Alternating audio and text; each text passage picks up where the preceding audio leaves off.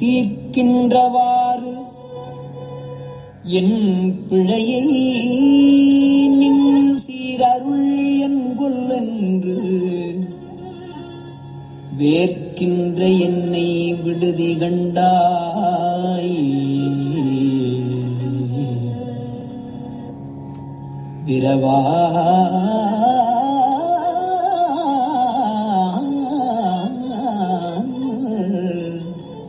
விரவாறு வெறுவ ஆர்க்கின்றதார் விடை உத்தர கோசமங்கைக்கு அரசே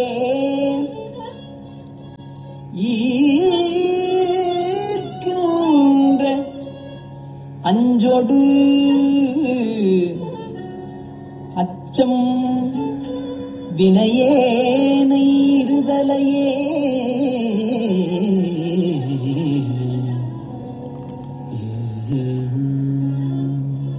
போற்றி. எந்நாட்டவர்க்கும் இறைவா போற்றி. திருச்சிற்றம்பலம். ஒழியான திருமேனி உமைதானம் மிகமேவும் கழியார வரும் யானை கடல் நாழோ மரவா மல்லழியாழோ மல தூவும் அடியார்கள் உளமாற வெளியாகும் வலிதாய வினை கூட நினையவே. தில்லை குத்தபெருமான் திருவடியிலே மேற்கொண்டு குருமகா சன்னிதானங்கள் பிற்பதம் பணிந்து அடியவர் பெருமக்கள் பிற்பதம் பணிந்து இன்றைய திருவாசக சிந்தனையிலே நீத்தல் விண்ணப்பம் என்ற ஒரு அருமையான மணிவாசக பெருந்தகையாருடைய விண்ணப்பம் என்றுதான் சொல்ல வேண்டும். இதை பிரபஞ்ச வைராக்கியம் என்பதாக அமைந்து உள்ளது. அதில் இன்றைக்கு 8வது பாடலாக அமைந்து உள்ள தீர்க்கின்றவாறு என் பிழையை நின் சீர் அருள் என்கொல் என்று வேர்க்கின்ற என்னை விடுதி கண்டாய். விரவார் வெறுவ ஆர்க்கின்ற தார் விடை உத்தரகோச மங்கைக்கு அரசே இருக்கின்ற அஞ்சோடு அச்சம் வினையேனை இரு தலையே. அருமையாக தன்னுடைய இயலாமை, அதுக்கு காரணம் என்னன்றது நமக்கு தெரியும். அது அழகாக அவருக்கு அந்த நிலை இல்லை. மணிவாசக பெருந்தகையார் மிக உயர்ந்த நிலையில் இருக்கிறார். மேலான அது இறைவனே குருவாக வந்து ஆட்கொண்ட தன்மை. ஆனாலும் கூட நம் பொருட்டாக அருளிய அற்புதமான ஒரு பாடல் என்றுதான் இதை சொல்ல வேண்டும். என் பிழையை தீர்க்கின்றவாறு, முதல் வார்த்தையே அருமையாக சொல்றார். என் பிழையை தீர்க்கின்ற ஆறு, தீர்க்கின்றவாறுன்றது தீர்க்கின்ற ஆறு. என்னுடைய பிழை, உயிர்களாகிய நம்மிடம் இருக்கும் பிழை எது என்ற மாத்திரத்திலே நமக்கு எப்பவுமே நாம் செய்கிற தவறுகள் எதுவுமே நமக்கு முன்பாக காட்சிப்படாது. இது இயல்பான ஒன்று. இந்த இயல்புக்கு காரணம் நம்மிடம் இருக்கும் அறியாமை. அப்போ இந்த இடத்துல என் பிழை எப்படின்னாரு. அப்போ என் பிழை என்ற மாத்திரத்திலே உயிர்களுடைய அறிவிலே இருக்கும் அந்த குற்றம், அந்த அறியாமை, அந்த அறியாமையை தீர்த்தல் என்பது இந்த தீர்க்கின்ற அப்படிங்கிறார். தீர்க்கின்ற ஆறு. அந்த அறியாமை நாம தீர்க்க முடியுமான்னா ஒரு காலும் நம்மால் முடியாது. ஒரு காலும் நம்மால் முடியாது. ஏன்னா மயங்கி கிடக்கிறவன் தானா மயக்கத்தில் இருந்து அவனுக்கே தண்ணி தெளித்து அவனே எந்திரிச்சிக்க முடியுமா? முடியாது. இந்த அறியாமை என்பது இந்த உயிர்கள் அறிவு பொருள் அதனோட அறிவையே மறைச்சிக்கிட்டு இருக்கு. அறிவையே மறைத்து கொண்டு இருக்கும்போது அந்த அறிவு செயல்பாடு எப்படி இருக்கும்? ஒன்றுமே கிடையாது. அப்போ தீர்க்கின்றவாறு என்ற மாத்திரத்திலே அப்படி ஒரு கேள்வியாகவே வைக்கிறார். என் பிழையை தீர்க்கின்றவாறு எப்படி தீர்க்கிறது அப்படின்னா அதுக்கு அடுத்து பதிலாகவே சொல்றார். நின் சீர் அருள் கொல், உன்னுடைய அந்த மேலான அருள். அப்ப என்னுடைய ஆணவம் என்ற அந்த இருளை தீர்ப்பதற்கு வருவது எது அப்படின்னா, இது இந்த பாடல்ல காரணம் காரியம், காரணம் காரியம், ஒரு அருமையான ஒரு நுணுக்கத்தை வச்சிருக்கிறார். இது காரணம், இது காரியம் அப்படின்ற மாதிரி ஒவ்வொன்றா வச்சிருக்காரு பாருங்க. அதில் இந்த என் பிழை என்பது இங்கே மலம். இந்த மலம் காரணம், பிழைதான காரணம். அந்த பிழை தீர்த்தல், நீக்குதல் அப்படின்றது ஒன்று இருக்குது. அப்போ அந்த நீக்குதல் அப்படின்றதுக்கு சாமி செய்கிற எல்லாமே காரியம்தான். இப்போ காரணம் என்னுடைய பிழை என்ற அந்த குற்றம், அதை நீக்கிறதுக்கு சாமி இன்னைக்கு செய்கிற மாயக்கண்மை கூட்டுறது மட்டும் இல்லை, உள்ளேருந்து செயல்பாடு 5 தொழில் எல்லாமே காரியம். இன்னைக்கு நம்ம பார்த்துக்கிட்டு இருக்கிறதெல்லாம் காரியம். காரணம் என்னன்னு நமக்கு தெரியல. இன்னைக்கு தெரியாமல் உட்காந்துருக்கோம். உண்மைக்கு காரணம் தெரிந்தால் வியந்து வியந்து போற்றும், இறைவனை வியந்து போற்றும். இப்படிப்பட்ட காரணம் இருக்குன்னு எனக்கு தெரியாமல் போச்சே அப்படின்னு நினைப்போம். உண்மைக்கு காரணம் தெரியல. என் பிள்ளை என்னுடைய அறிவில் இருக்கக்கூடிய அந்த ஆணவமலம் குற்றம், இதனை நீக்குவதற்குத்தான் இப்படி 5 தொழில் புரிதல். அதில் தான் இந்த உடம்பு கொடுத்தல், உலகம் கொடுத்தல், அனுபவம் கொடுத்தல், இன்ப துன்பம் கொடுத்தல், அப்படி அழகா நமக்கு வைக்கிறார். அறம் பாவம் என்னும் அரும் கயிற்றால் கட்டி புறம் தோல் போர்த்து புழுவழுக்கு மூடி, இதெல்லாம் நமக்கு சொல்லப்பட்டதுன்னா இதுக்கு காரணம் என்ன? இந்த காரணம்தான் என் பிழையை தீர்க்கின்றவாறு. இதுதான் காரணம். என்னுடைய பிழையை தீர்க்கிறதுக்கு தான் இவ்வளவும் கூட்டி வைக்கப்படுகிறது. அப்போ இது காரியம் அப்படின்னு வச்சா, இதுக்கு இன்னொரு காரணம் எது அப்படின்னா, நின் சீர் அருள், உன்னுடைய அருள் தான் இங்கே காரணம். அது காரணமாக வருகிறது. இங்கே நாம் பார்க்கக்கூடிய மாயை கண்மம் கூட்டி வைக்கப்பட்டு 5 தொழில் புரிவதெல்லாம் காரியமாகும். ஒவ்வொரு காரணம் காரியம், காரணம் காரியம். இந்த பாடல் முழுக்க 8வது பாடல் அவ்வளோ ஒரு ஹைலைட்டாக இந்த காரணத்திற்காக இந்த காரியம் அப்படின்ற மாதிரி அருமையாக அமைச்சு கொடுத்துருக்கிறார். என் பிள்ளையை தீர்க்கின்றவாறு எது அப்படின்னா, நின் சீரருள், உன்னுடைய அந்த சீர் அப்படின்ற ஒரு வார்த்தையை போடுறார். மேலான அந்த அருள், அந்த அருள் என்பது தான் இங்கே கருணை அம்மையாக இன்றைக்கு உருவகிக்கப்படுகிறது. உன்னுடைய கருணை, அது பெரும் கருணை, சாதாரணமான கருணை இல்லை, பெரும் கருணை. இதனால் அவனுக்கு ஏதேனும் லாபம் உண்டா, ஏதேனும் பயன் உண்டா? எதுவும் கிடையாது. நம் மீது கொண்ட கருணை மட்டுமே. அதனால தான் சீர், சீர்னா எல்லாவற்றிலும் சிறந்ததான, மேன்மையான, எல்லா பொருளுக்கும் நன்மையை தருவதான அந்த திருவருள். அதுலேயும் நின் சீரருள் அப்படின்னா, நின்று அப்படின்னா எல்லையற்ற, கொஞ்சம் கூட இதுக்கு எல்லை இல்லை நின் கருணை எம்பிரான் ஏது கொண்டு நான் ஏது செய்யணும். எல்லை இல்லாத கருணை, நின் சீர். அந்த வார்த்தை ஒவ்வொன்றையும் போடுறாரு பாருங்க. நின், அந்த நின் உன்னுடைய. அப்போ உன்னுடையன்னா இந்த எல்லை இல்லாத, ஏன்னா இறைவன் பெரு வியாபகம், அந்த வியாபகத்தோடு ஒன்றித்த இருக்கும் அந்த திருவருள். அதுதானே நம்ம பார்க்குறோம் நமக்கு சாத்திரத்தில். அப்போ அவருடைய கருணைக்கு எல்லை உண்டா? அதைத்தான் நின் சீரருள் என் கொல் என்று அழகான வார்த்தையாக போடுறார். அடுத்து சொல்றார், வேர்க்கின்ற என்னை விடுதி கண்டாய் அப்படிங்கிறார். வேர்த்தல், அப்படியே வேர்த்து விறுவிறுத்து போயிட்டான்ப்பா அப்படின்னு நம்ம இன்னைக்கு சொல்லுவோம். வியர்வை என்பது இங்கே காரியம். நம்ம சாதாரண உலகத்தில் பார்த்தா வேர்த்து விறுவிறுத்துட்டேன் நான் அப்படி, இது காரியம். வியர்வை அப்படியே பயந்து நடுங்கி வர்றது. அப்போ காரணம் என்ன? ஏதாவது ஒரு காரணத்தினால ரொம்ப புழுக்கமாக இருக்குது, வெயில் அதிகம், அதனால வேர்க்குது அதுன்னு சொல்லுவோம். ஒரு வெயில் அப்படின்றது ஒரு காரணமாக இருக்கலாம். ஆனால் உடல் நிலையும், உடலுக்குள்ள ரொம்ப ப்ரெஷர் வந்துட்டு இல்லை நோய் வந்துட்டு அதனாலேயும் வேர்க்கும். வெயில் அடிக்கிறதுனால எல்லாருக்குமா வேர்க்குது? ஒரு சிலருக்கு தான் அதிகமாக வேர்வை, இன்னொரு சிலர் கொஞ்சம் வேர்வை இருக்கு இல்லையா? அப்போ இந்த வேர்த்தல் என்பது காரியம், அதுக்கு ஒரு காரணம் உண்டு. இப்போ இவர் இங்கே என்ன சொல்கிறார் பாருங்க, வேர்க்கின்ற அப்படிங்கிறார். வேர்க்கின்ற எண்ணெய் அப்படிங்கிறார். நான் வெறுத்து விறுத்து அப்படியே வெளவெளுத்து போய் நிற்கிறேங்கிறார். காரணம், அங்கே இருக்கிற பிழை, அந்த உயிரின் அறிவிலே இருக்கிற பிழை, அதனால் வரக்கூடிய செயல்கள். இன்றைக்கு செயல்கள் வருது இல்லையா, அதை இன்னும் அடுத்தாப்புலையும் சொல்றார். அப்போ ஒவ்வொன்றையும் காரணத்தையும் காரியத்தையும் வைக்கிறார் பாருங்க. வெற்கின்ற என்னை உடுதிகின்றா, நான் அப்படி வெளவெளுத்து போய் நிற்கிறேனே, பயந்து நடுங்கி போய் இருக்கிறேனே. இப்போ இந்த பயம் எப்போ வரும்? நம்ம கொஞ்சம் அப்படி இந்த பாடலை அவ்வளோ ஒரு சிந்திச்சு பார்க்கணும். வெறுத்தல் அப்படின்னு அவர் சொல்லிட்டு போயிட்டார். பயம் எப்போ வரும்? ஐயோ, நான் செய்தது தவறு அப்படின்னு நினச்சாதான் பயம் வரும். சிலருக்கு எவ்வளவு தவறு செய்தாலும் அப்படி தெனாவட்டா நிற்பாங்க. ஏன்னா அவங்களுக்கு அந்த செயல் தவறு என்று தெரியாது.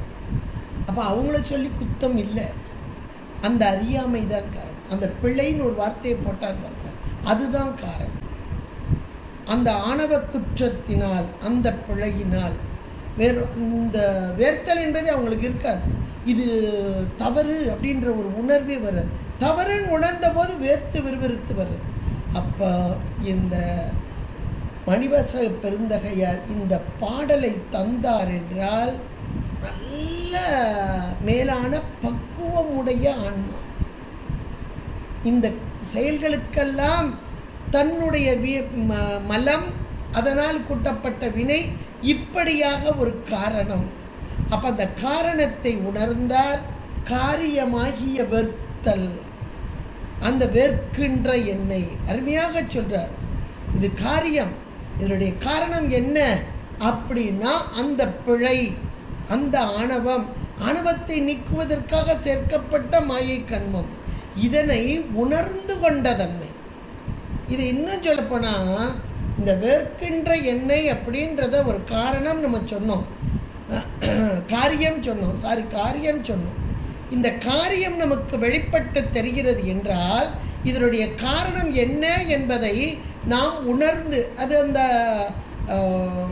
காரியம் வந்துன்னா இந்த காரணம்தான் அப்படின்னு உணர்றவங்க எல்லாரும் இல்லை.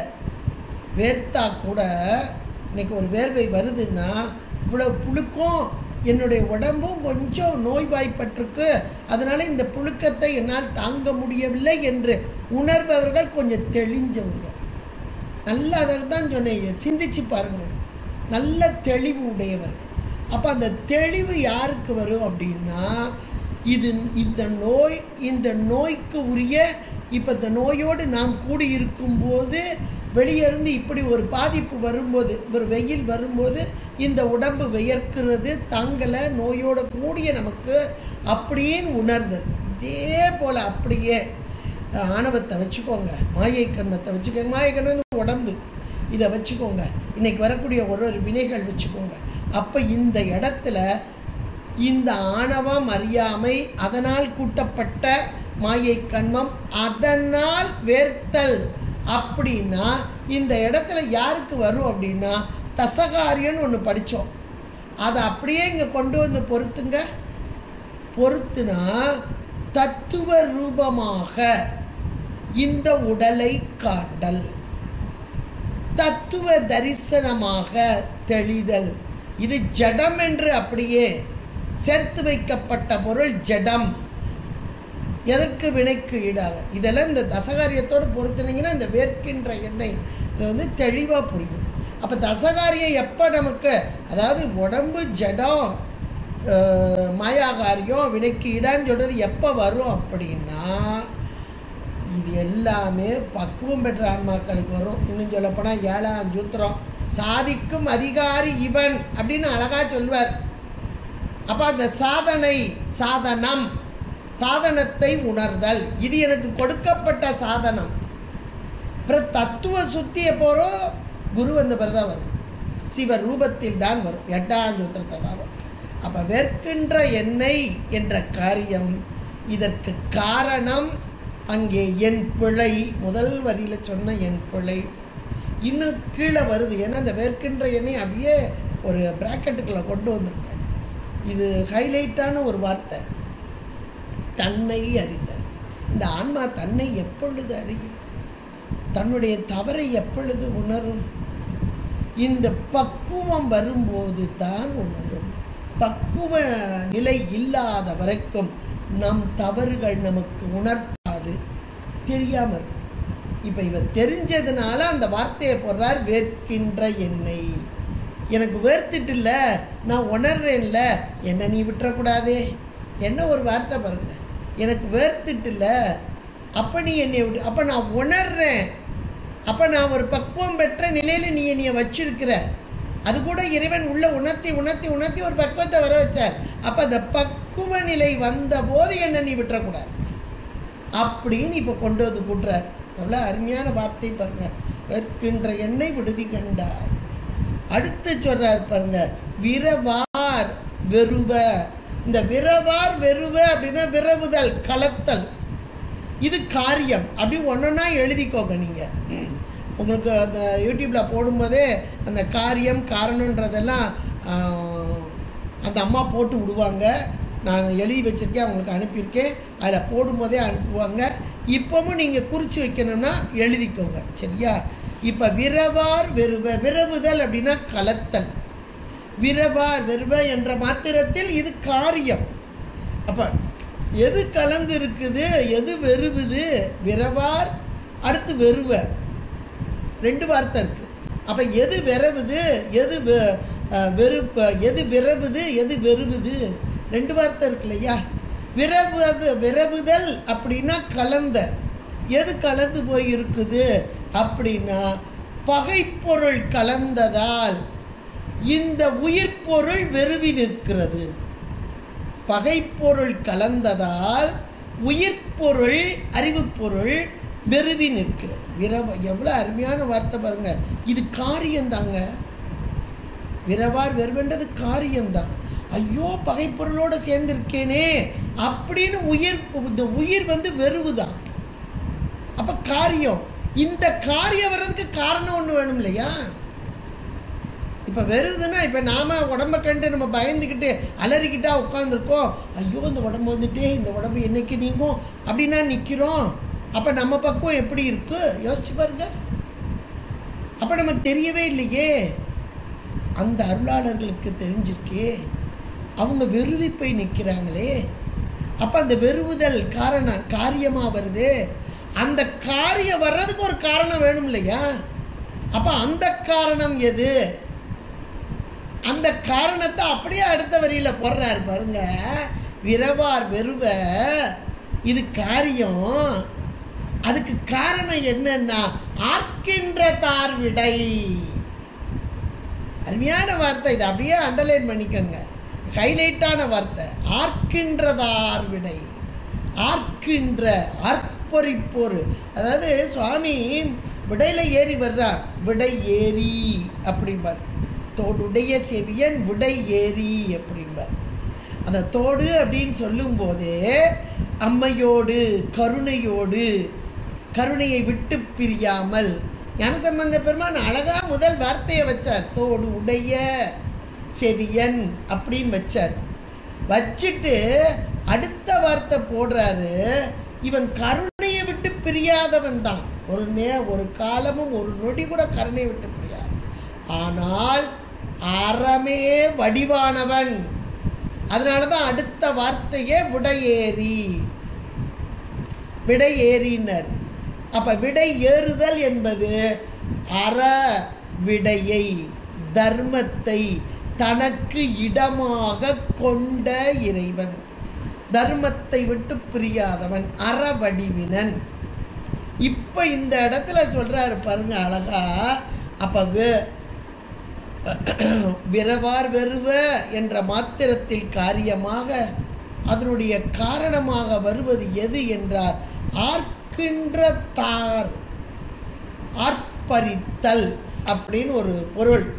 அதாவது சாமி இந்த இடப வாகனத்தில் ரிஷபாரூடனராக காட்சி தரு. நிறைய இடங்களில் நம்ம அப்படி தான் பார்க்குறோம். அந்த இடபம் கூட விடை என்பது 3 விடையாக பார்ப்போம். இப்போ இந்த இடத்துல சொல்ல ஒவ்வொரு இடத்துக்கு தகுந்தாற் போல ஒரு விடை.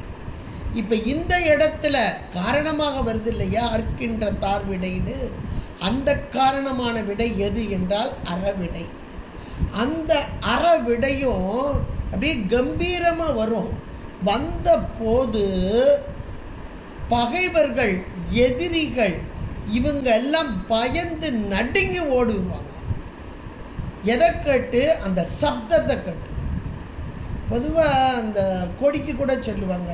நம்ம திருத்தசாங்கத்தை எடுத்து பார்த்தீங்கன்னா, அந்த ஏறார் இளம் கிளியே அப்படின்னு ஒரு பதியத்தில் 19வது பதியம், அதில் கடைசியாக வரும்போது அந்த கொடி, அதுவும் கூட ரிஷப கொடி தான், இறைவன் எம்பெருமானுக்கு இருக்கக்கூடிய ரிஷப கொடி.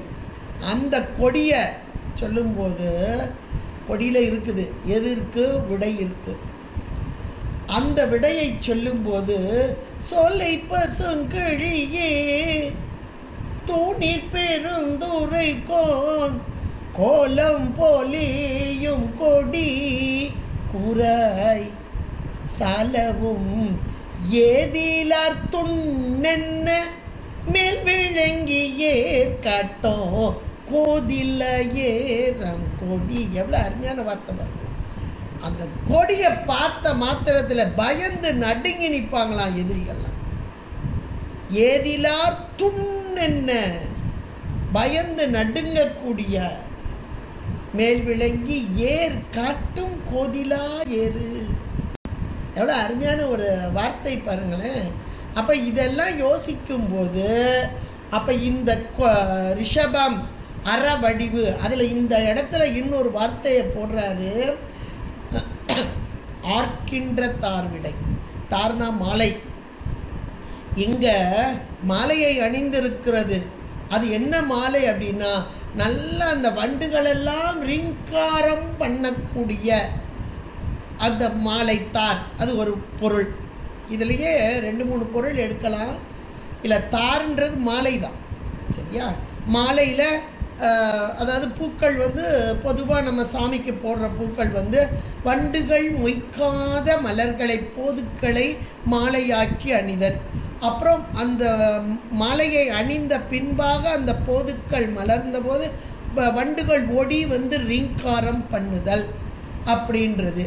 அப்படி ரீங்காரம் பண்ணும்போது உள்ளே இருக்கிற தேனை உறிஞ்சுவதால் அந்த வண்டுகள் சந்தோஷம் அடைந்து மனதிற்குள் ஒரு உற்சாகம், சந்தோஷம். எதுக்குன்னா தேன் கிடச்சிட்டு, அதுக்கு வேண்டிய தேன் கிடச்சிட்டு.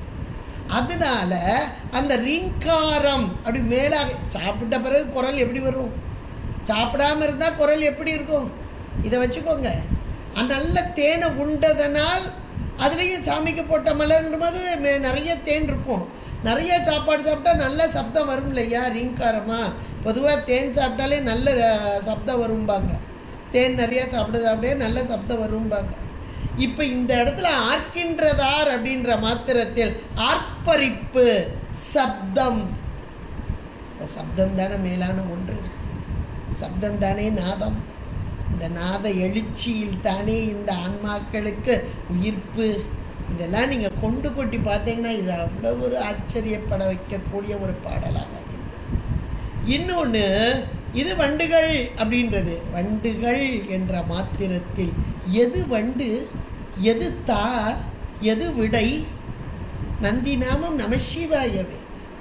அப்போ தார் மாலை என்பது அன்பு நிறைந்ததான ஒன்று. தார் இந்த அன்போடு கூடிய வண்டுகளாக அடியவர் மக்கள் சுற்றி சூழ்ந்திருக்க. அப்போ எவ்வளோ ஒரு அருமையான காரணம் பாருங்கள். காரணம் ஆர்க்கின்றதார் விடை, காரியம் விரவார் வெறுவ, அடியார் கூட்டத்தோடு கூடிய நிலை, அவர்களுடைய ஆர்ப்பரிப்பு, அந்த ஆனந்த நிலையை கண்டு இங்கே விரவார் வெறுவ. என்னுடைய பகை கூட்டத்தோடு நான் கலந்திருக்கிறேனே, இந்த கூட்டத்தை விட்டுவிட்டு இந்த கூட்டத்தோடு இருக்கிறேனே என்று விரவார் வெறுவ. இது காரியமாக. அப்போ காரணம் இதை உணர்ந்த தன்மை. அவர் உணர்ந்துட்டார். மணிவாசகர் உணர்ந்ததால் இந்த காரியத்தை கண்டு அப்படியே மயங்கி நிற்கிறார். விரவார் வெறுவ. இதில் இன்னும் பொருள் எடுக்கலாம். வளர்ந்து ஆர்க்கின்ற தார்விடை அப்படின்னும் போது பொதுவாக இது ரிஷபாரூடனர். ரிஷபம் என்றார் காளை மாடு. காளை மாடுக்கு அழகான கழுத்திலே மணி கட்டுவார்கள். அது தார் தானே. அது ஒரு மாலை தானே, மாலை மாதிரி அழகாக கழுத்திலே கிண்கிணி சப்தம் எழும்பக்கூடியதான அந்த மாலை. இந்த சப்தத்தை கட்ட மாத்திரத்தில், சப்தம் யாருக்கு கேட்கும்? நம்ம சாதாரணமாக காளை ரிஷபம் எடுக்காதீங்க, அவ்வளோதான். இறைவன் என்று எடுக்க, இறைவன் அதன் மீது ஊர்ந்து வருகிறான் என்ற மாத்திரத்திலே, இந்த விடை மீது ஊர்ந்து வருகிறான் என்ற மாத்திரத்திலே அவன் கழுத்தில் அணியும் மாலையாக இருப்பது சப்தமாக, ரீங்காரமாக, ஓங்காரமாக, நாதமாக. அதான் இந்த இடத்துல இங்கே ஆர்க்கின்ற தார்விடை. அதனோடு கூடிய உத்தரகோச மங்கைக்கு அரசே என்று அழகாக சொல்கிறார் என்றால் இந்த காரணத்தை இவர் உணர்ந்தார். நாதம் சப்தம் யாருக்கு புலப்படும்? வெளியே இருக்கும் ஓசையை உணர்தல் என்பது ஆன்மாக்கள் இந்த பொறிப்புலன்களோடு கூடிய நேரத்திலே உணரலாம். ஆனால் இது உள்ளீடான யோக நுட்பமான சப்தமாக இங்கே சொல்லப்படுகிறது. அப்படிப்பட்ட சப்தத்தை உணர்பவர்கள் யார்? யோக நிலையிலே இறைவனோடு ஒன்றித்த அந்த நிலையிலே இருக்கும் பக்குவம் பெற்றான். பக்குவ நிலை இது. அப்ப அந்த பக்குவ நிலையை அழகா இங்கே எடுத்து சொல்றார். ஆர்க்கின்ற தார்விடை உத்தரகோச மங்கைக்கு அரசே என்பதான அந்த காரணத்தை சொல்கிறார். எவ்வளோ ஒவ்வொன்றையும் காரணம் காரியம் காரணம் காரியமாக நம்ம பார்த்துக்கிட்டே வர்றோம். இன்னும் சொல்றார் பாருங்க, ஈர்க்கின்ற அஞ்சு, கடைசியா ஈர்க்கின்ற அஞ்சு முதல்ல ஒரு வார்த்தை. அப்ப அந்த ஈர்க்கின்ற அஞ்சு என்பது நம்ம எல்லாருக்கும் தெரியும். எது அஞ்சு? இந்த மாயா கண்மம் கூட்டம்தான், வேற ஒன்றும் இல்லை. இது காரியம். ஈர்க்கின்ற அஞ்சோடு அந்த ஒடு உருபு. பொதுவாக அந்த ஒடு உருபு அப்படின்றது எப்போ வரும், எப்படி வரும் அப்படின்னா நம்முடைய இலக்கணத்தில் மாலோடு, திருமாலோடு, மாலோடு நான்முகனும், இது ஞானசம்பந்த பெருமான்லாம் ரொம்ப அழகாக நமக்கு எடுத்து சொல்லியிருக்கிறார். அதாவது மேலான பொருள். பிரம்மனும் திருமாலையும் பார்க்கும்போது திருமால் மேலானவர், அது நம்ம எல்லாருக்குமே தெரியும். அதாவது அந்த பக்குவ நிலை, திருமால் மேலானவர். அப்போ அந்த ஒடு உருபு என்பது மேலான பொருளுக்கு ஆகி வரும் அப்படின்றது. இப்போ இந்த இடத்துல ஈர்க்கின்ற அஞ்சோடு ஒடு உருபு இங்கே வருது. ஈர்க்கின்ற அஞ்சு, அதுக்கு தான் இங்கே ஒடு உருபு வருது. அச்சம். அப்போ இந்த ஈர்க்கின்ற அஞ்சு அப்படின்னும் போது மாயை கண்மமாக இங்கே காரியமாக காரியப்பட்டு வருகிறது. ஐம்புலன்கள். ஈர்க்கின்ற அஞ்சுனா வேற ஒன்றும் இல்லை, என்னைய கொண்டு போய் அங்கே போடுதில்ல, ஈர்த்து அப்படின்னு இந்திரிய பயமை இங்கே இறப்பதற்கே காரணமாய் அப்படின்னு சொன்னார் இல்லையா? அப்போ அந்த முழுக்க அந்த நிலை ஐம்புலன்களோடு கூடிய நிலை. ஐம்புலன்கள் என்பது இங்கே பொறிப்புலன்களோடு கூடிய ஆன்மாக்களாகிய நாம் தான். உடல், இந்த உடல் என்பது இந்த பொறிப்புலன்களோடு கூடிய நிலை. இது மாயை கண்மம், அவ்வளவுதான். இந்த மாயை கண்மம் தான் இருக்கின்ற அஞ்சு. இதுதான் இங்கே காரியமாக. இதுக்கு காரணம் என்னது? மேலே இருக்கு பாருங்க, என் பிழை. முதல் வரியில என் பிழை. இருக்கின்ற அஞ்சுங்கிறது கீழே இருக்குது, இது காரியம். அதுக்கு காரணம் என்னது? என் பிழை தீர்க்கின்றவாறு. அதை நம்ம பார்த்தோம் முதல்ல. இது என் பிழை ஆணவம் காரணம் அப்படின்னு பார்த்தோமா?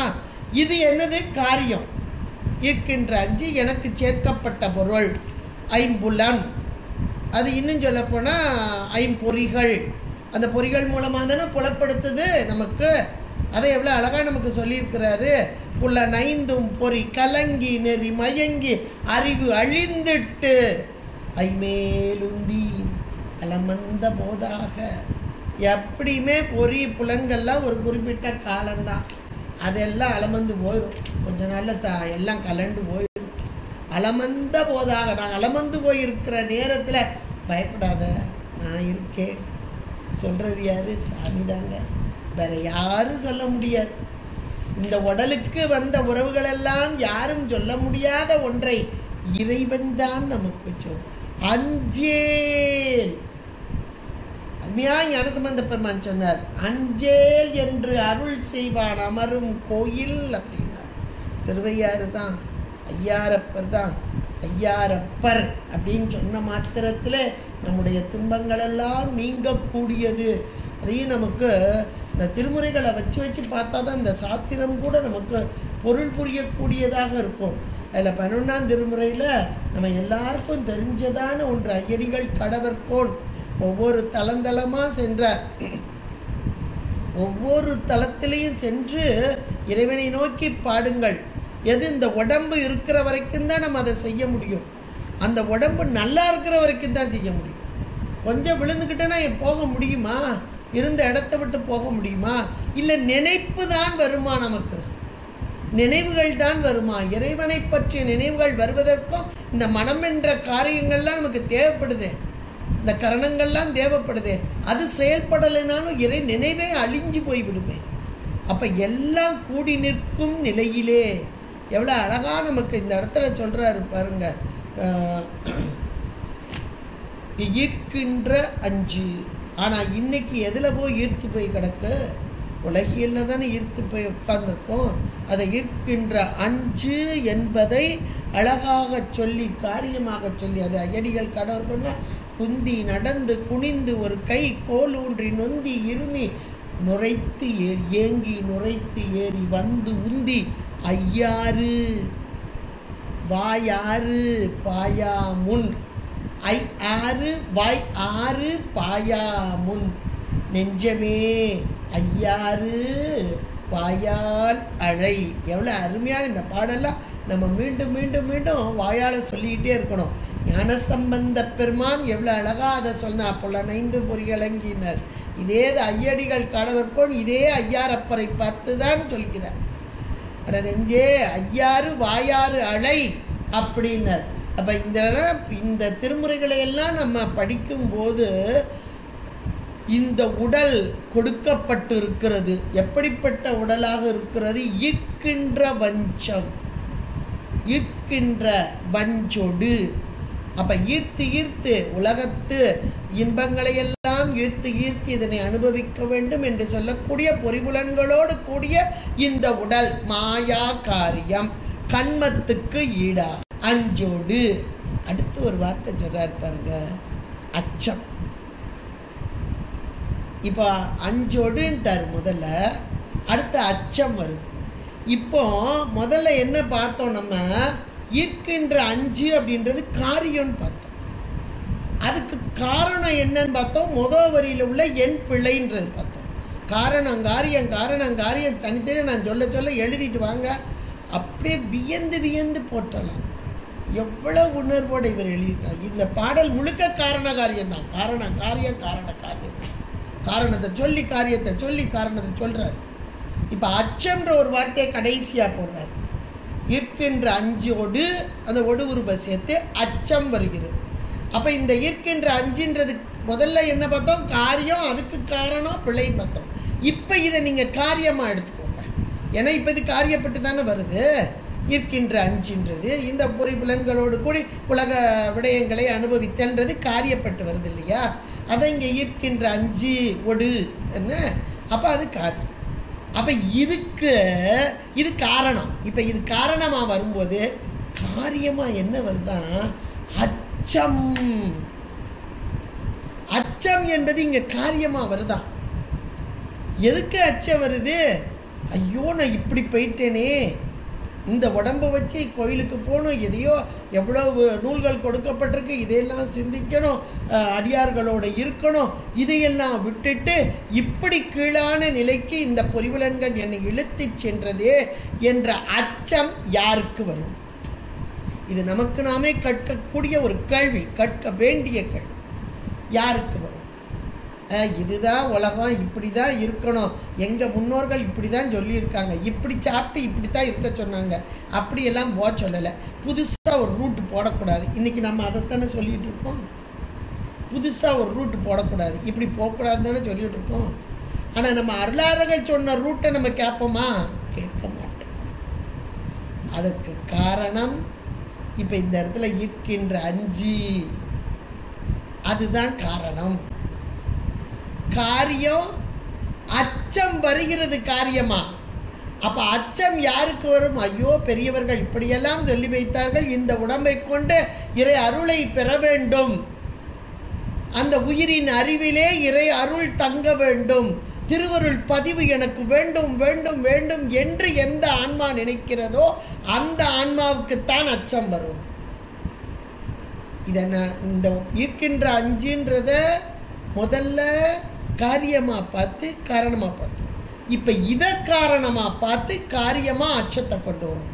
அப்ப அந்த காரியமாகிய அச்சம் யாருக்கு வரும் என்றால், திருவருளோடு ஒன்ற வேண்டும், திருவருள் கூடி நிற்க வேண்டும், இந்த உடல் எடுத்ததன் பயனே திருவருளை அடைவது, மேலான சிவத்தை அடைவது என்ற உணர்வு பெற்ற பக்குவ ஆன்மாக்கள், அவர்களுக்குத்தான் அச்சம் வரும்.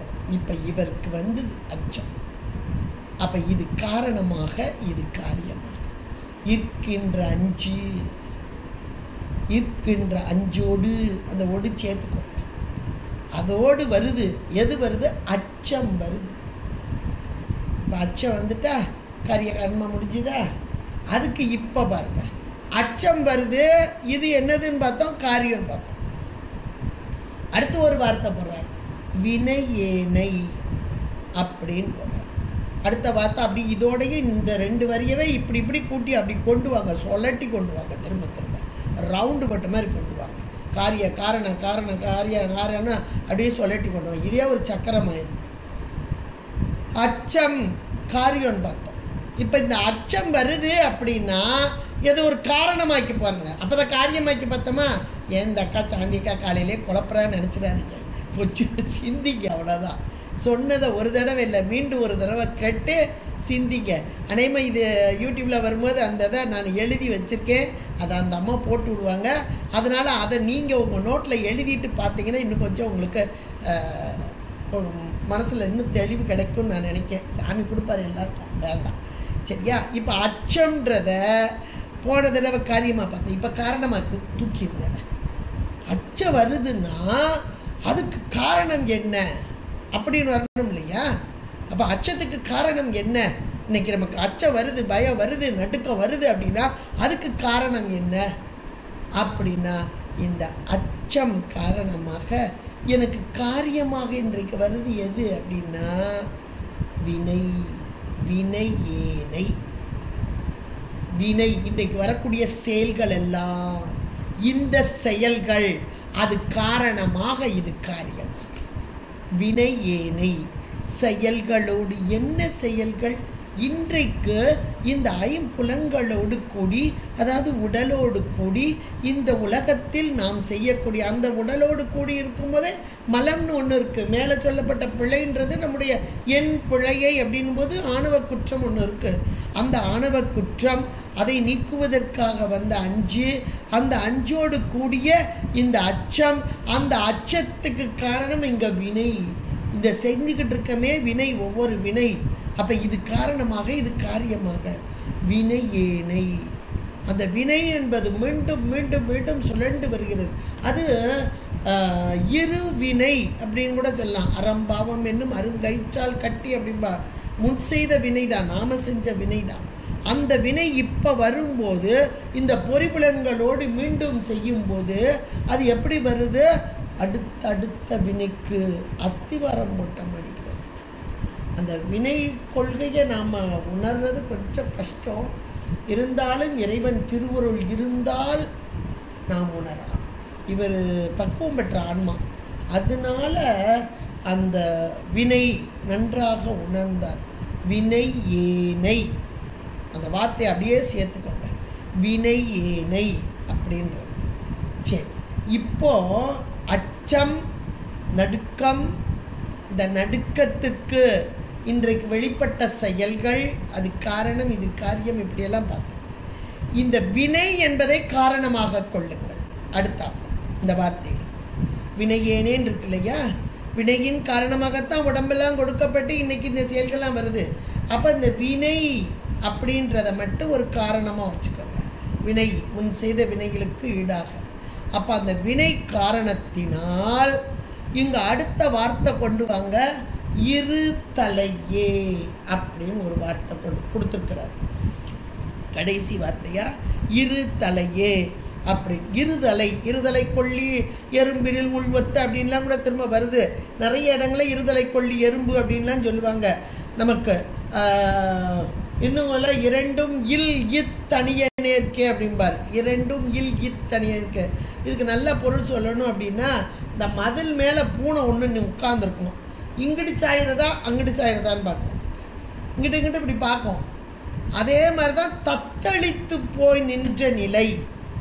இங்கிட்டு போகமா அங்கிட்டு போகமா, இதில் சார்வமா அதில் சார்வமா, உண்மை என்னன்னு நமக்கு தெரியாது. உண்மையை நாம் உணராமல் இருப்போம். அதுதான் இந்த இடத்துல அருமையாக ஒரு வார்த்தையாக இருதலையே. வினையேனே என்றார். வினை கூட்டத்தோடு கூடிய இந்த உடல், அதற்கேற்ற செயல்கள், அது அந்த செயல்கள் எப்படியெல்லாம் வருது அப்படின்னா அந்த வினைக்கு ஏற்றார் போல இங்கே சாமிங்க நம்மளை நடத்திக்கிட்டு இருக்கார். அதை அழகாக சொல்கிறாரு. இருதலை என்ற மாத்திரத்தில் அப்படியே ஒரு உள்ள உயிர் இப்படித்தான் இருக்கணும் அப்படின்ற ஒரு நிலையில் இல்லாமல் நிலை கொள்ளாததும் போனோம். ஏன் நிலை கொள்ளாமல் அலைகிற அப்படின்ற வார்த்தைகள்லாம் சாதாரணமாக நமக்கு வரும். அப்போ அந்த நிலை கொள்ளாத இது தத்தளித்த நிலை, அதுதான் இந்த இடத்துல இரு தலையே. இன்னும் சொல்லப்போனால் எனக்கு ஒரே மனசு புழுக்கமாக இருக்குது அப்படின்னு ஒரு வார்த்தையை சொல்லுவோம். மனசு தத்தளிச்சுட்டு இருக்குன்னு சொல்லுவோம், ஒரே புழுக்கமாக இருக்கும்போ, என்ன செய்கிறதுன்னு தெரியலையே அப்படின்னு மயங்கி நிற்போம். நம்முடைய மனக்கிடக்கைய அழகா மணிவாசக பெருந்தகையார் வார்த்தையாக்கி இருக்கிறார். இரு தலையே என்பதாக வார்த்தையாக்கி இருக்கிறார். வினையே. இப்போ இந்த இடத்துல வினைய காரணமாக எடுத்துக்கொண்டால் இந்த இருதலை என்பது காரியமாக வந்துட்டா. இப்போ இந்த 2 வரிக்கு எத்தனை காரணம் எத்தனை காரியம் சொல்லிட்டு திரும்ப மீண்டும் ஒருக்க போட்டு கேளுங்க. அப்போ உங்களுக்கு நல்லா புரியும். இனி கேட்டால் மீண்டும் மீண்டும் கேட்கும்போது நல்லா புரியும். இருக்கின்ற 5, இந்த இருக்கின்ற 5 என்பது பொறிபுலன்கள், ஐம்புலன்கள் மூலமாக தான் நமக்கு விளக்கம் கிடைக்கிது. இன்னைக்கு சகலவர்க்கு ஆன்மாக்களாகி நமக்கு விளக்கம் கிடைக்கிறது என்பது இந்த மாயை கண்மம், இந்த கூட்டம் தான். இந்த கூட்டத்தோடு கூடிய இந்த விளக்கம் இருக்கின்ற 5. அப்போ 5ஓடு ஒடு உருவ சேர்த்து அச்சம், இங்கே அச்சம் வருகிறது. அது காரியமாக வருகிற முதல்ல இது இந்த ஈர்க்கோடு 5 அப்படின்னு சொன்ன போது இது காரியமாக எடுத்துக்கொண்டால் இதற்கு காரணம் இல்லாமல் காரியம் இல்லை. புகை வருதுன்னா உள்ள நெருப்பு இருக்கு, அது காரணம், இது காரியம்னு பார்க்குறோம் இல்லையா? அப்போ இது காரியம் சொன்னா அதுக்கு இந்த காரியத்துக்கு காரணம் என்ன? என் பிழை, என்னுடைய குற்றம், ஆணவ மலத்தை நீக்குவதற்காக, அந்த குற்றத்தை நீக்குவதற்காக அந்த காரியம் நம்ம பார்த்துட்டோம். சரியா? அடுத்தாப்புல இங்கே 5ஓடு அச்சம் அப்படின்னு பார்த்தோமா. அச்சம் என்பது ஒரு பய உணர்வு. யாருக்கு வரும் பய உணர்வு? ஐம்புலன்களோடு சேர்ந்து உலக இன்பத்தை அனுபவித்து கொண்டு போவர்களுக்கு அச்சமாக வரும்? வராது. ஆக ஐம்புலன் இந்த கூட்டத்தோடு கூடி இங்கே அனுபவித்து கொண்டு இருக்கிறோமே, மேலான ஒரு பொருள் நம்மை நடத்துகிறதே, அந்த திருவருளோடு நாம் கூடும் நாள் என்னால், இதை விட்டு இப்படி போய் இருக்கிறோமே என்ற உணர்வு. அதுதான் ஞான சம்பந்த பெருமான், நம்முடைய ஐயடிகள், காணவர்கோன் இவங்கெல்லாம் சொன்ன அந்த வார்த்தையை மனசுக்குள்ள நீங்கள் எடுத்துக்கிட்டேன்னா எடுத்து அப்படி உணரும் போது இங்கே நமக்கு ஒன்று புலப்படும். இந்த இடத்துல இருக்கின்ற 5ஓடு அச்சம். அச்சம் என்பது ஒரு பய உணர்வு. அப்படியே வேர்த்து விறுவிறுத்து வருதுன்னு சொல்லுவோம் இல்லையா? அந்த மாதிரியான அச்சம். இப்போ அந்த அச்சத்தை காரியமாக கொண்டால் இது காரணமாக, இந்த இருக்கின்ற 5 காரணமாக, அதனால் வரும் அச்சமாக. முதல்ல காரியம் மொத்தம், இப்போ காரணம், இது காரியம் சொல்லிட்டோம். சரியா? அடுத்தாப்புல அச்சம் என்ற ஒரு உணர்வு, இதை செய்யக்கூடாது என்ற உணர்வு எப்பொழுது ஆன்மாக்களுக்கு வரும் என்றால் திருவருள் பதிவு, இறைவன் எம்பெருமானுடைய திருவருள் பதிவு ஏற்பட்ட மாத்திரத்திலே இது நமக்கு கிடைக்கும். எது கிடைக்கும்? அச்சம் வரும். முதல்ல ஐயோ இறைவனை விட்டு பிரிந்தேனே, இந்த பிரிவு ஆற்றாமையை தான் இங்கே சொல்றார். இந்த பிரபஞ்ச மயக்கம் இதிலே கிடந்து இறைவனை விட்டு பிரிந்தேனே என்பதைத்தான் இங்கே சொல்ல வர்றார். அச்சம் என்ற அதனை இங்கே காரணமாக கொண்டால், முதல்ல காரியமாக பார்த்தோம், இப்போ காரணமாக கொண்டால் அதனால் வருவது எது அப்படின்னா வினை குட்டங்கள். இன்று நமக்கு வெளியே செய்கிறோம் பாருங்க வினைகள், அது இந்த உள்ள இருக்கிற அச்சம். இந்த அச்சத்தின் காரணமாக இங்கே எல்லா வினைகள் எல்லாம் வெளிப்பட்டு வருகிறது காரியப்பட்டு. அடுத்து இந்த வினைகளை காரணமாக கொண்டால் இங்கே வினையேனேன்னு ஒரு வார்த்தை வந்திருக்கு. அப்போ இந்த வினைகளை காரணமாக கொண்டால், முதல்ல காரியமாக பார்த்தோம், இப்போ காரணமாக கொண்டால் அதனுடைய காரியம் என்ன என்றால் இரு தலையே, அப்படியே தத்தளித்த அந்த உள்ளமாக, ஆகா இப்படி செய்யக்கூடாது செஞ்சிட்டோமே அப்படின்ற ஒரு மனப்பாங்கு ஏற்படும் பாருங்க, அதான் தத்தளித்த உள்ளம் அந்த நிலை. அப்போ இப்படியாக இந்த ஐம்புலன்களோடு கூடி, அதான் மாயா கண்மங்களோடு கூடி இந்த உயிரானது இறைவனை திருவருளை மறந்து இந்த வினைக்கூட்டங்களோடு கூடி இந்த உலகத்தை அனுபவித்தல். இந்த அனுபவத்திலே இறைவனுடைய திருவருள் பதிந்த மாத்திரத்திலே, இந்த திருவருள் பதிவு என்பதுதான் இங்கே ஆர்க்கின்ற தார்விடை. இந்த வார்த்தை ஆர்க்கின்ற தார்விடைன்றது மேலான ஒன்று, அது காரணம். அதன் காரணமாகத்தான் இங்கே வரக்கூடிய இத்தனை உணர்வுகளும் இவருக்கு வருது. அப்படின்னா இதை உணர்ந்த தன்மை, இது தவறு, இதனோடு நாம் இந்த பகைப்பொருளோடு கூடியிருக்கிறோம், இந்த பகைவர்களை விட்டு நீங்க வேண்டும் என்ற உணர்வு. அப்போ இந்த இடத்துல ஆர்க்கின்ற தார்விடை என்பது இங்கே காரணமாக வருகிறது. அருமையான ஒன்று. இப்படிப்பட்ட மணிவாசக பெருந்தகையார் அருமையாக காரணமாக காரியமாக, அதாவது தீர்க்கின்ற ஆறு, என் பிழையை தீர்க்கின்ற ஆறு. ஆறுனா வழி. எதுப்பா என்கிட்ட இருக்கிற குற்றம், உயிரில் இருக்கிற குற்றம், இதை எப்படி நீக்குவது? அது என்னால் முடிகிற காரியம் இல்லை, அத்தனையும் நீயே தான் செய்ய வேண்டும், இந்த குற்றத்தை நீக்க வேண்டும். அப்போ அந்த குற்றத்தை நீக்குதல் அப்படின்றது, அந்த பிழை என்பது அங்கே ஆணவம் காரணமாக வருகிறது. தீர்க்கின்ற ஆறு, இந்த தீர்த்தல் அதுதான் இங்கே காரியமாக வருகிறது. அந்த தீர்த்தலுக்கு காரணமாக இருப்பது எது? நின் சீர் அருள். அப்போ இது தீர்க்கின்ற ஆறு என்பது காரியமாக இருந்தால் அதற்கு காரணம் எது? இப்படி ஒன்றுனா வரிசையாக போடுங்க. காரணம் எது? நின் சீர் அருள். அதை நான் எப்படி சொல்கிறது அப்படின்ற நிலை. இப்போ இந்த அருள் பதிவு ஏற்பட்டதால் வேர்க்கின்ற எண்ணெய் அப்படியே விதுவிதுத்து வேர்த்து போய், அப்போ வேர்த்தல் என்பது பதைபதைத்து இது தவறு என்று உணர்ந்த பக்குவம் பெற்ற ஆன்மா. அந்த வேர்க்கின்ற தன்மை காரியமாக இருந்தால் அதற்கு காரணம் என்ன என்ற மாத்திரத்தில் மீண்டும் அந்த நின் சீர் அருள் மேலே போயிடணும். வேர்க்கின்ற எண்ணெய் விடமாட்ட, நீ விடுதிகண்டா என்ற மாத்திரத்தில் நீ விடமாட்ட அப்படின்னு நல்ல உறுதியாக தான் சொல்கிறாரு. ஆனால் நமக்கு இதை பார்க்கும்போது ஐயோ விட்டுட்டியேன்னு மாதிரி தெரியும். விடுதி கண்டா என்ற மாத்திரத்தில் நீ விட மாட்டாய். ஏன்னா இறைவனுடைய இதில் பண்டறியாமை பிடித்து விட்ட என்னை விடாது பற்றியும்பார். நமக்கு விடாது, ஒரு நிமிஷம் கூட விட மாட்டேன். ஐயா போயிட்டு போகுது இது, இதை போய் நம்ம அப்படின்னு சாமி விட, அதுதான் கருணை. அவனுடைய கருணையே அதில் தான் இருக்குது. மீண்டும் மீண்டும் மீண்டும் பற்றி கொண்டு வந்து அப்படியே அவன் குணவழி விட்டு திருத்தி புண்டரிக பாதம் தந்து. அருமையான அந்த வார்த்தை. இன்னைக்கு குரு வாரத்தில் இன்னைக்கு பாட வேண்டிய அந்த பாட்டே அந்த பாட்டு தான் எல்லாருக்கும் கொடுத்துருக்கு. அதை படிங்க, முதல்ல அந்த பாட்டை படிங்க. திருவே என் செல்வமே அப்படின்றதான அந்த பஞ்சாக்கரை அந்த பதிகம் 5 பாட்டோ 6 பாட்டோ அதில் இருக்குது. அதை இன்றைக்கி படிங்க. நமசிவாய மூர்த்திகளுக்கு உரித்ததான ஒன்று. திருவே என் செல்வமே சிவானந்த தள்ளமுதே என்பதாக. அதில் வர்ற அந்த 3ஆவது பாட்டு தான். பண்டறியாமை பிடித்து விட்டேனை விடாது பற்றி. அருமையான வார்த்தை. இந்த இடத்துல அதைத்தான் சொல்கிறார். வெற்கின்ற என்னை விடுதி கண்டா என விட்டுற மாட்டேன். விரவார் வெறுவ, அந்த விரவார் வெறுவ என்ற மாத்திரத்திலே கலந்து, யாரு அவங்க எனக்கு வேண்டாதவங்கெல்லாம் உட்கார்ந்துருக்காங்க, அந்த அவங்கெல்லாம் வெறுவன பயந்து நடுங்கும் வண்ணமாக. அப்போ இது காரியம். விரவார் வெறுவ, வேண்டாதவங்களும் உட்கார்ந்துருக்காங்க, அவங்கெல்லாம் பயந்து நடுங்கும் வண்ணமாக. அது காரியம் என்றால் காரணம் எது?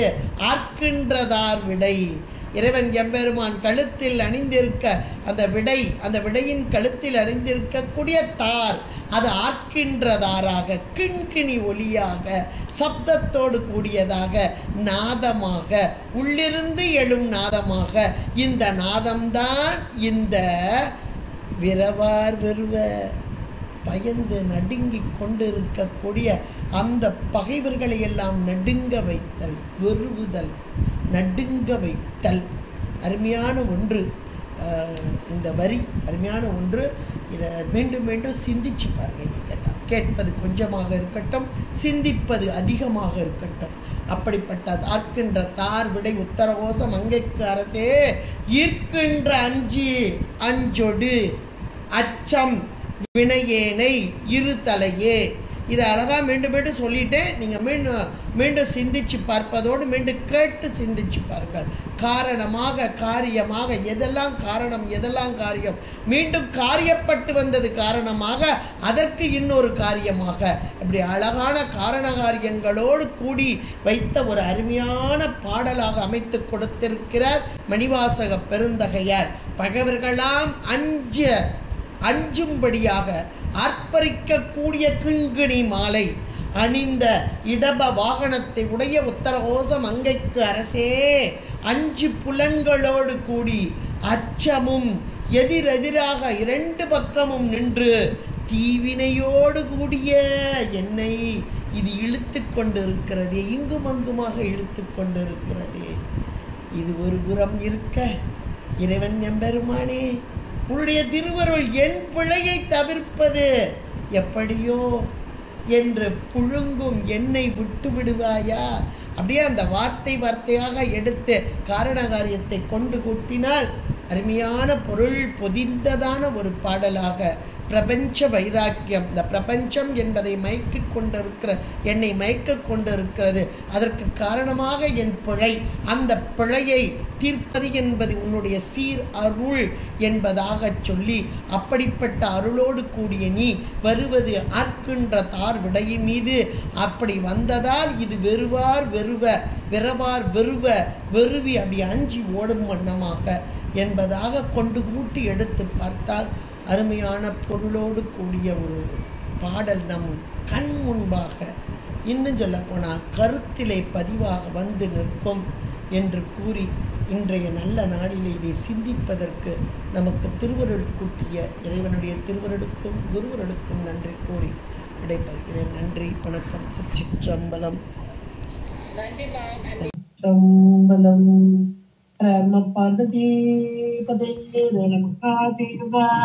தென்னாடுடைய சிவனை போற்றி, எந்நாட்டவர்க்கும் துணிவா போற்றி.